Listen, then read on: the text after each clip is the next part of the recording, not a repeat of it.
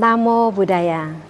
Saudara pemirsa TVRI Jambi dimanapun Anda berada, jumpa lagi dengan kami, terutama kepada saya, Duyanti, dalam acara Mimbar Agama Buddha. Dan saudara, tentu saja di setiap kesempatan saya selalu berdoa dengan tulus, semoga Anda semua senantiasa dalam keadaan sehat dan bahagia dalam lindungan Tuhan Yang Maha Esa, kasih Buddha, Dhamma, dan Sangha.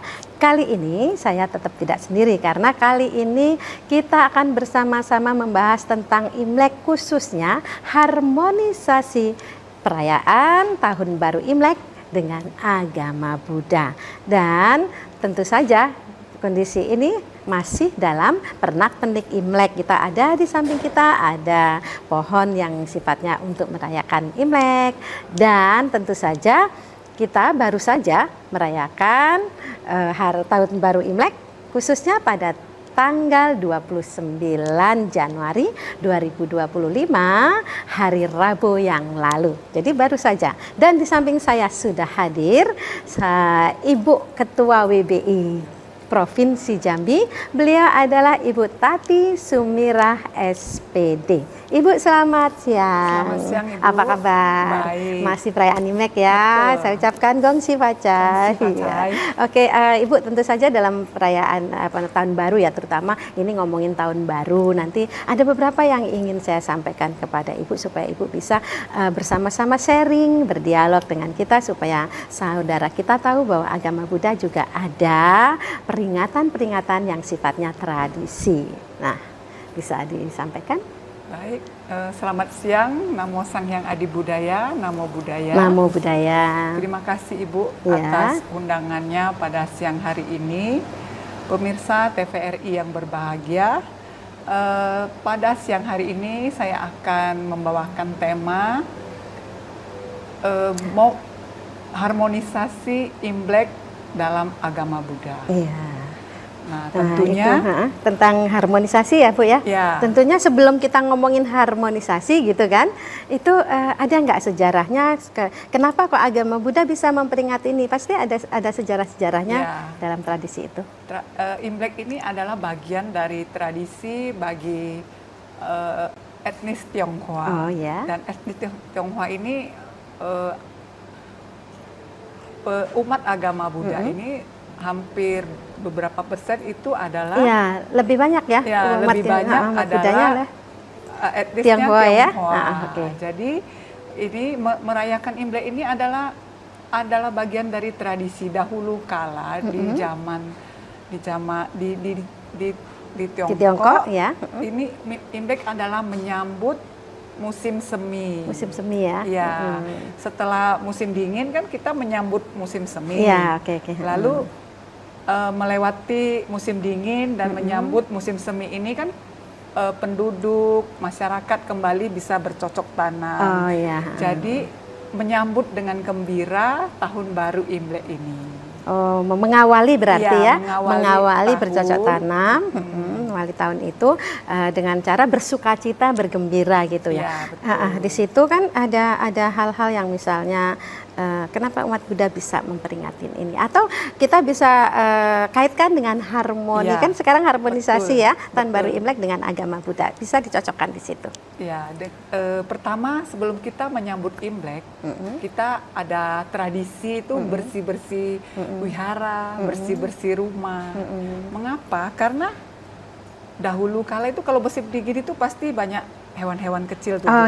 Supaya rumah tetap bersih, aman. Jadi kita punya tradisi membersihkan rumah, membersihkan wihara. Itu setahun sekali memang dalam menyambut itu kita pasti ada bersih-bersih. Ya? Sebentar Bu, ada beberapa orang yang mengatakan bahwa kalau kita punya barang atau dus di suatu tempat, kalau kelamaan katanya ada energi negatif. Betul. Gitu ya. Itu bagaimana ini penjelasannya? Saya akan mulai dari dulu dari kita, seperti kita bersih dulu lemari baju kita, Bu. Gitu. Begitu kita buka lemari baju itu, lebih banyak yang terpakai atau yang tidak terpakai? Iya. Pasti banyak yang nggak terpakai ya. Pasti banyak yang tidak terpakai. Dari situ kita mengambil yang masih bisa layak, itu bisa kita sumbangkan, Bu. Oh, itu pun melakukan kebaikan berarti ya? Betul, melakukan kebaikan dan melepas melepas Bu, kemelekatan. Kemelekatan, Kadang oke. kita sambil susun, aduh ini masih mau dipakai. Kemelekatan itu begitu Iya, lekat. lekat ya, begitu Iya. tinggi gitu ya. Nah, dalam momen Imlek ini, dalam menyambut momen Imlek ini ya kita yang masih dan layak dipakai kita bisa sumbangkan seperti lewat baksos menyambut Imlek. Yang Ya. bisa kita berikan kepada yang lebih membutuhkan. Itu pun sudah bisa dilakukan dan sudah melakukan kebaikan. Selanjutnya Ya. kan mungkin ada tempat-tempat lain. Karena nanti pasti kalau udah bersih rumah harus bersih wihara dong ya. Betul. Di rumah masih ada nggak ini yang harus diterangkan supaya saudara kita semuanya tahu bahwa bersih-bersih itu penting. Ya, dalam bersih ya kita juga membuang energi-energi negatif dan ya. mengambil energi-energi positif yang harus kita kembangkan. Seperti tadi dari berdana. Itu energi positifnya Ya, berdana ya. berdana. Negatifnya yang sudah nggak kepake dikeluarkan. Iya, betul. Dan Terus dari- kemudian rumah misalnya. ya membersihkan rumah.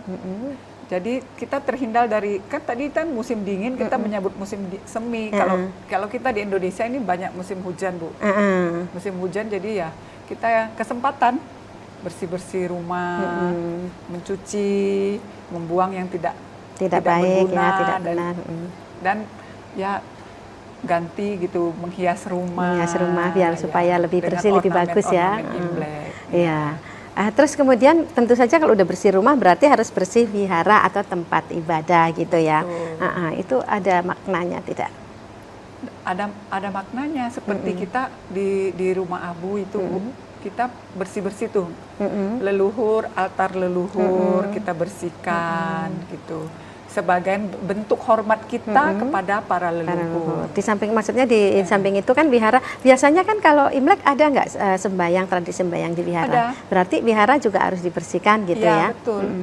Betul, wihara tuh dibersihkan. Jadi umat yang datang untuk membersihkan altar leluhur mereka bisa melihat, oh ini bersih ya gitu.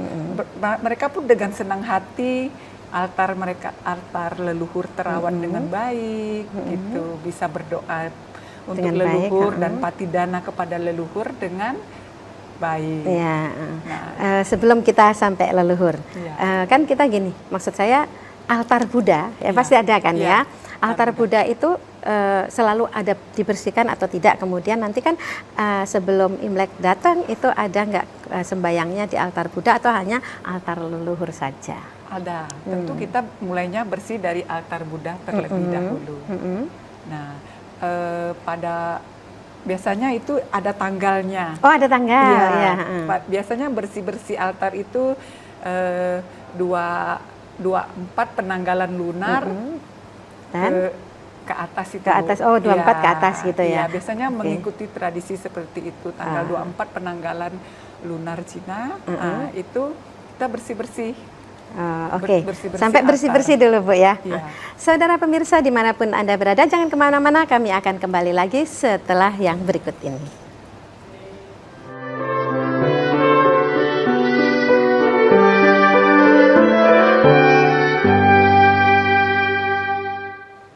Saudara pemirsa dimanapun Anda berada, masih bersama saya Duyanti dalam acara Mimbar Agama Buddha dengan tema harmonisasi Tahun Baru Imlek secara agama Buddha. Dan di samping saya sudah hadir narasumber Ibu Tati Sumirah. Ibu, tadi sudah sampai bersih-bersih rumah dan bersih-bersih wihara. Dan ini berarti sudah punya hawa positif yang harus kita timbulkan. Dan yang negatif-negatif sudah kita sisihkan gitu ya. Nah sekarang sudah saatnya kalau sudah wihara dan rumah Abu gitu ya sudah dibersihkan, berarti harus sembayang dong. Iya. Nah sembayang ini berarti sembayang kepada leluhur gitu ya. Betul. Nah apa maknanya, apa manfaatnya buat kita, buat generasi penerus kita, kenapa harus tetap melakukan sembayang leluhur? Baik.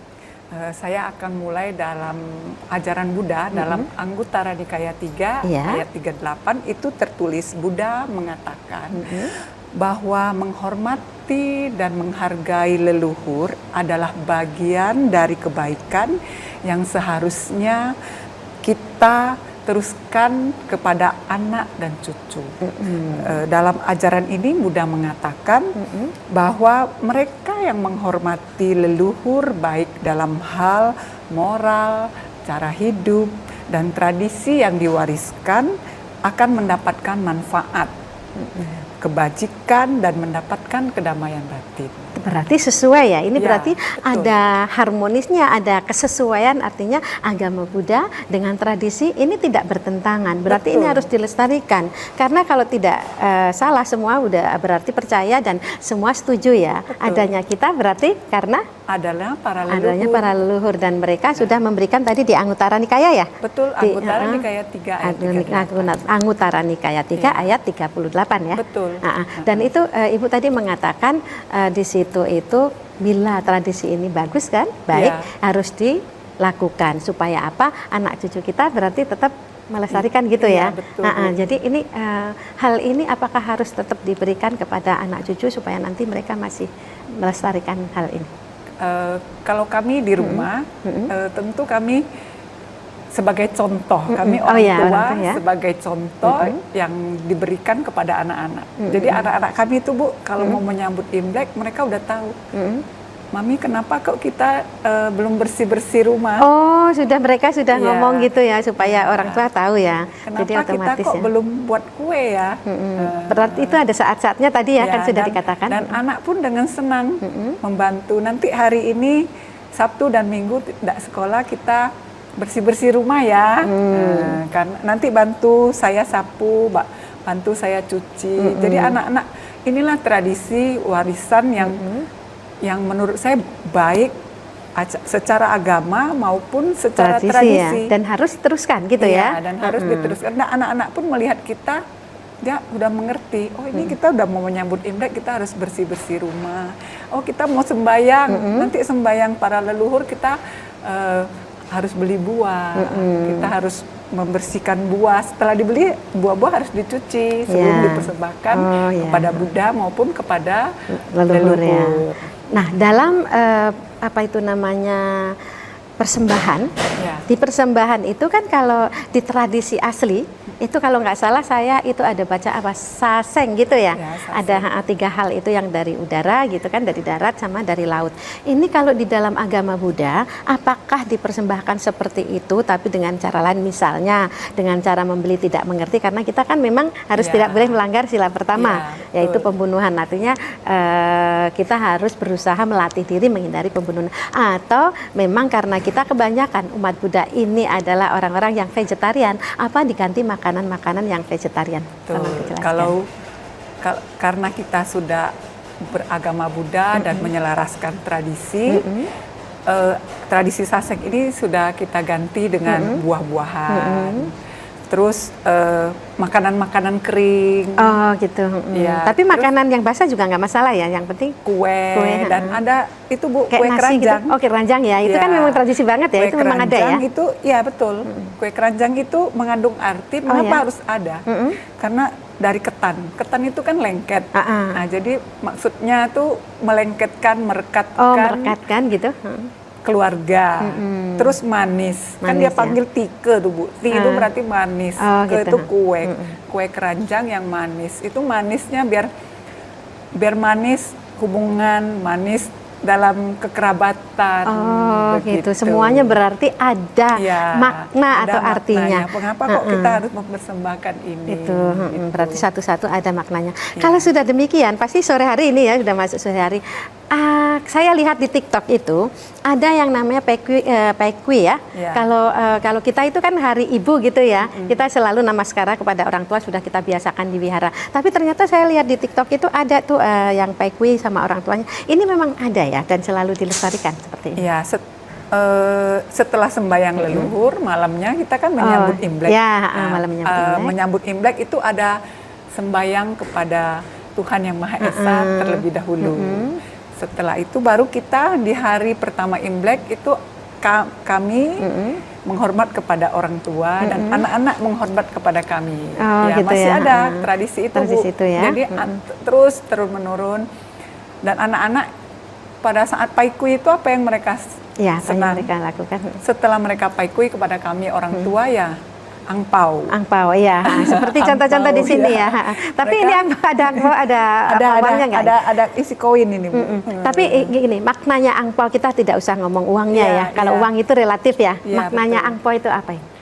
Angpau itu, ang itu merah, pau itu amplop, berarti angpau itu amplop merah. Itu sekedar happy-happy, senang untuk anak-anak, dan punya makna, Bu, kalau isinya itu tidak boleh ganjil dan harus genap. Diberikan kepada anak-anak atau orang tua atau yang belum menikah. Oh, berarti yang diberi itu yang belum menikah, dan yang memberi adalah orang-orang yang sudah menikah. Sudah menikah gitu ya. Berarti kalau saya ke tempat Bu Tati karena saya sudah menikah tidak dikasih angpau gitu ya. Oke, ini hanya sedikit betul, ini aja. Tapi makna yang paling mendalam adalah apa yang harus dilestarikan dan mengapa angpau harus diberikan anak-anak, dan nanti apa sih keinginan orang tua setelah memberikan itu. Ya, angpau ini, Bu, juga apa ya, melatih kemurahan hati kita. Oh iya, di dalam agama Buddha ada itu ya, kemurahan hati. Dananca dhamma cariaca nata kananca sangaho anawajani kamani etang manggalang mutama. Iya, berarti masuk ke situ ya. Iya, jadi berdana, hidup sesuai dengan dhamma, menolong sanak keluarga, bekerja dengan tidak tercela, itulah berkah utama. Oh iya, ada berkah utama. Sementara, Bu, sampai di berkah utama dulu. Saudara pemirsa, jangan kemana-mana, kami sudah sampai di berkah utama. Pasti Anda akan mengikuti dan ingin tahu apa kelanjutannya. Tapi mari kita ikuti yang berikut ini dulu.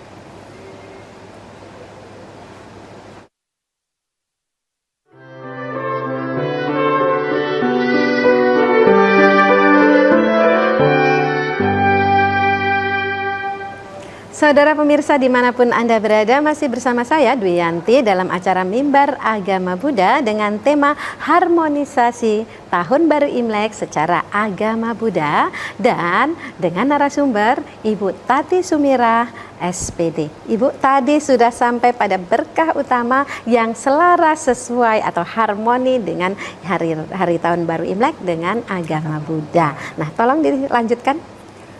Ya, setelah tadi kita masuk ke hari Imlek dengan memberi angpau itu selaras dengan agama Buddha, dengan memberi berdana ya, kepada yang lebih tua ataupun anak-anak. Itulah keselarasannya dalam agama Buddha, Bu. Ya. Seperti lalu menghormat kepada yang lebih tua. Ya, yang muda karena tadi itu menghormat yang lebih tua. Itu apa maknanya? Ya. Dalam agama Buddha pun mengajarkan kita untuk menghormat kepada yang lebih tua. Oh iya, pujaca itu ya? Ya, menghormat kepada yang lebih tua dan menghormat kepada yang patut dihormati, dan itulah berkah utama. Jadi semuanya akan mendapatkan berkah di hari raya Imlek ini. Bu, saya masih penasaran satu hal. Tentang tradisi, gimana pun kan ini namanya Imlek, ada tradisi dan masuk agama Buddha. Apakah ini harus dilestarikan kepada anak-anak? Kenapa harus demikian? Apa kolerasinya ini? Betul, ini generasi muda harus melestarikan tradisi ini, karena ini bukan hanya tradisi tapi juga selaras dengan agama Buddha. Dan ini kita sebagai anak-anak muda wajib, karena ini tidak bertentangan. Jadi kita harus melestarikannya. Dan ini dari zaman Buddha juga ada tradisi menghormati orang tua, ada juga memberi, dan ini sangat selaras dengan agama Buddha, Bu. Ya, tapi anak-anak sekarang itu sudah agak luntur. Betul. Nah, jadi momen ini berarti bisa kita sampaikan bahwa tradisi ini jangan sampai luntur loh, karena ini betul, gitu. Apa yang bisa disampaikan supaya pemuda kita, anak-anak muda kita tidak membuat luntur atau malu menghormati leluhur terutama atau apalagi menghormati orang tua. Kita bisa menghormat guru, bisa menghormat Buddha, kenapa orang tua tidak dihormati? Karena tidak adanya leluhur, tidak adanya saya, dan tidak adanya kita semua. Iya, betul. Nah, jadi wajib bagi kita untuk menghormati leluhur, karena ini betul tradisi, tapi ini adalah tradisi yang baik untuk kita lestarikan dan tidak sesuai dengan agama Buddha. Sebagai penutup, Bu, dikit aja. Untuk penutup, sebagai untuk closing kita, bisa disampaikan, nggak usah terlalu banyak, silahkan. momen Imlek ini adalah bukan hanya momen kumpul keluarga, tapi momen Imlek ini adalah momen untuk kita memberi penghormatan kepada orang tua dan leluhur, juga sebagai doa untuk masa depan yang lebih baik. Lebih baik ya. Iya, seperti dalam Dhammapada ayat 19, kita momen Imlek adalah momen untuk kita merefleksi diri dalam sepanjang tahun apa yang sudah kita lakukan, dan terus untuk memotivasi diri ke depannya untuk lebih baik lagi. Ya. Baik, terima kasih Ibu atas kehadirannya, juga penjelasannya. Saudara pemirsa dimanapun Anda berada, sebagai umat Buddha kita melaksanakan atau merayakan tahun baru Imlek ini sesuai dengan apa yang diajarkan Sang Buddha. Jangan malu untuk menghormati para leluhur, karena tanpa adanya para leluhur tidak ada kita. Makanya mari kita energi negatifnya kita buang, energi positifnya kita lakukan selama setahun berikutnya dan tahun-tahun yang akan datang. Semoganya semuanya sukses, bahagia, tentu saja mendapatkan apa yang diinginkan. Anu bedana Ibu. Terima kasih. Dan saudara, sampai di sini perjumpaan kita kali ini. Semoga kita jumpa lagi di kesempatan yang akan datang. Akhir kata sabe sata bawan tusuk kita ta. Semoga semua makhluk hidup berbahagia. Sadu, sadu, sadu.